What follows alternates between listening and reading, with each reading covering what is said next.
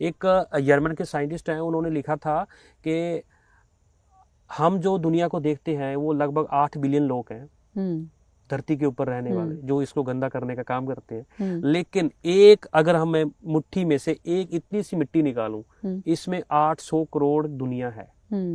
इसमें बहुत सारे माइक्रोब्स हैं। हमको भी खाने के लिए ये गेहूं से हम दाने निकालेंगे तो खाएंगे, आटा बना के, रोटी बना के। तो ये ऑर्गेनिक कार्बन खाते हैं।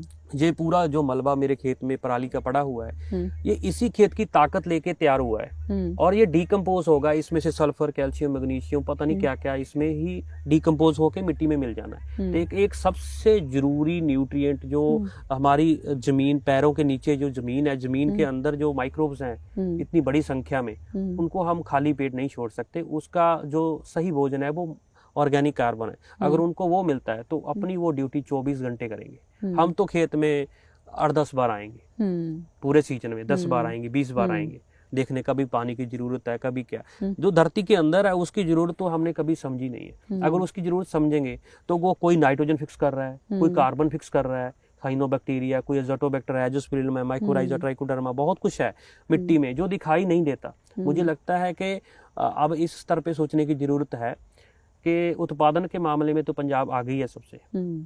अब सॉइल हेल्थ के मामले भी हमारा कंपटीशन बढ़ना चाहिए।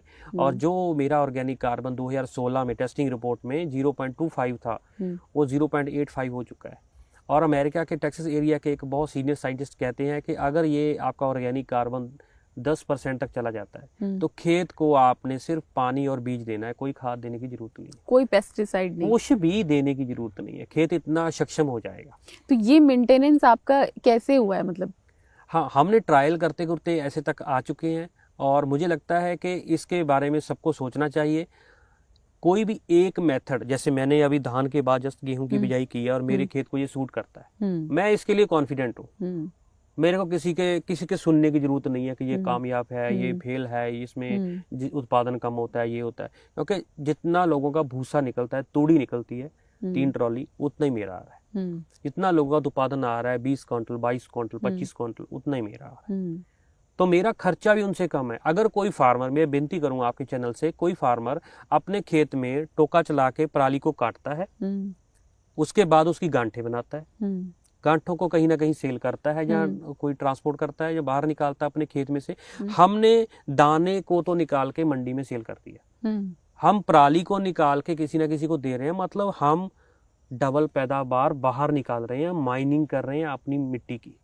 अच्छा, जैसे आप 24 घंटे में 8 घंटे सोते हैं तो तभी तो हमारी 16 घंटे की परफॉर्मेंस आ सकती है। अगर 16 घंटे सोएंगे तो 8 घंटे की परफॉर्मेंस तभी भी लॉस है। अगर 24 घंटे काम करेंगे तभी भी लॉस है। हमारी मिट्टी 24 घंटे काम कर रही है, लेकिन इसको कोई सॉइल रेस्ट नहीं है, कोई इसके अंदर रहती दुनिया के लिए हमने कोई भोजन का प्रबंध नहीं किया हुआ।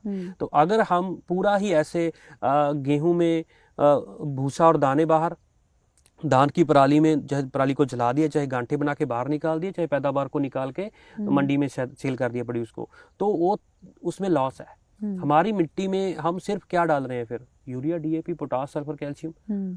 तो मैन मेड तो कुछ भी लंबा नहीं चलता। मैन मेड तो कभी कोई व्हीकल लंबा नहीं चलता, मैन मेड कोई मेडिसिन लंबी नहीं चलती, कोई दवाई लंबी नहीं चलती। तो कुदरत जो बनाती है वो लंबा चल सकता है। कुदरत ने आज से जो लाखों साल पहले जो इतनी प्रजातियां तैयार की है नेचर में, कुदरत में, तो वो अभी तक चल रही हैं। तो उसमें हमने कुछ निकाल के सिलेक्ट करके अपने खेतों में फिट कर ली है। तो मुझे लगता है कि कहीं ना कहीं हमको सोचने की जरूरत है इस स्तर पे कि जो फार्मर अपने खेत में, क्योंकि ज्यादातर समस्या पता क्या है आग लगाने का कारण, मैं आपको एक मेन कारण बताता हूँ।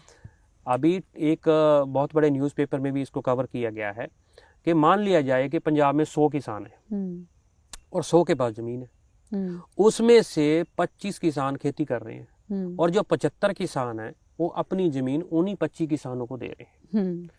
100 किसान है, 100 किला है, हर एक किसान के पास 1 किला है। तो आप ये मान के चलो 25 किसान 4-4 किले की खेती कर रहे हैं और जो 75 किसान है उनके पास जमीन है लेकिन वो खेती नहीं कर रहे। तो जब जमीन का किराया बढ़ता रहेगा, एमएसपी बढ़ जाए, कम हो जाए, उसको छोड़ो आप, एमएसपी बढ़ जाएगा, जमीन का किराया बढ़ जाएगा, ठेका बोल देते हैं हम लोग, किराए के ऊपर, लीज के ऊपर लेके खेती करते हैं। जब तक वो बढ़ता रहेगा तब तक जमीन से प्यार कभी होगा ही नहीं। तो कभी इस खेत में मैं आ गया, कभी मेरा पड़ोसी आ गया, कभी तीसरा बंदा आ गया, तो ये एक खेत यूज होने लग गया प्रोडक्शन के लिए। और जितनी भी मार्केट में धड़ल्ले से पेस्टिसाइड सेल हो रही है, पंजाब में 18,000 करोड़ की पेस्टिसाइड बल्क फर्टिलाइजर सब मिला के सेल हो रहा है। तो मैं विनती करूंगा आपके चैनल से, पूरे जितने ब्यूरोक्रेट्स हैं, जितने अच्छे ओहदे पे ऊपर राजनीतिक लोग बैठे हुए हैं, कि हमारे देश में अगर 10 का नोट नकली बन सकता है, 500 का नोट नकली बन सकता है, जो कि 1,000 में नहीं चलेगा, और 5 का सिक्का, 10 का सिक्का नकली बन सकता है, जो कि 11 में नहीं चलेगा। तो यहाँ पे पंजाब में, पूरे देश का छोड़ो, 18,000 करोड़ का फर्टिलाइजर जहाँ पूरा पेस्टिसाइड मार्केट बिक रहा है, तो क्या उसमें एक पैसे का भी नकली नहीं है? नकली तो है, नकली तो है, छापेमारी भी हो रही है, सब कुछ हो रहा है। तो क्या उसको और संवेदनशीलता से नहीं देखना चाहिए? क्योंकि फार्मर का कहीं ना कहीं लॉस उससे जुड़ा हुआ है। फार्मर को अवेयर करने की जरूरत है।